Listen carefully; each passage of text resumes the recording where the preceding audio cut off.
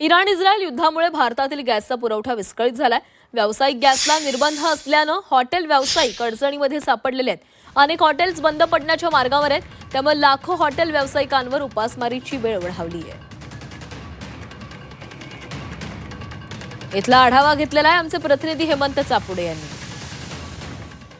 America, Iran आणि Israel महायुद्धाचा परिणाम आता हॉटेल व्यावसायिकांनाही सहन करावा लागत असून मी सध्या हॉटेलमध्ये आलेलो। आपण या ठिकाणी जर पाहिलं तर हॉटेलमध्ये जी आपण गर्दी पाहिली तर गर्दीचं प्रमाण हे कमी झालेलं आहे आणि युद्धामुळे एलपीजी गॅसचा तुटवडा निर्माण झालेला आहे। जे काही व्यावसायिक आहेत, कमर्शियल गॅसचा वापर करतात हॉटेल व्यावसायिक, त्यांना मात्र याचा फटका बसतो मोठ्या प्रमाणात। आधीच गॅसचे दर वाढलेत आणि आता गॅस पुरेशा प्रमाणात मिळत नाही। काय परिस्थिती आहे सध्या?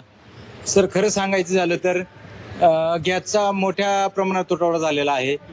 1700-1800 रुपयाला मिळणारी कमर्शियल टाकी आम्हाला आता गॅसवाले सांगतायत की 2000, 2500, 3000 ती सुद्धा आम्हाला अवेलेबल होत नाहीये। जर समजा आम्ही गॅस चढ्या भावाने घेतले, एकूण तिकून समजा विचार केला, जर कुठून आणायचा प्रयत्न केला आणि आम्ही जर तो घेतला तर आम्हाला गॅसमध्ये एक्स्ट्रा किंमत द्यावी लागणार आहे। त्यामुळे आम्हाला भाज्यांचे रेट वाढवावे लागणार आहे आणि खेडेगावामध्ये असल्या कारणाने जर भाज्यांचे रेट आम्ही वाढवले गेले तर आमचा त्यावर ग्राहकांचा आमच्यावर परिणाम होणार आहे। वेळ प्रसंगी आमच्याकडे फक्त आजचा जास्तीत जास्त उद्याचा दिवस आमच्याकडे गॅस अवेलेबल आहे।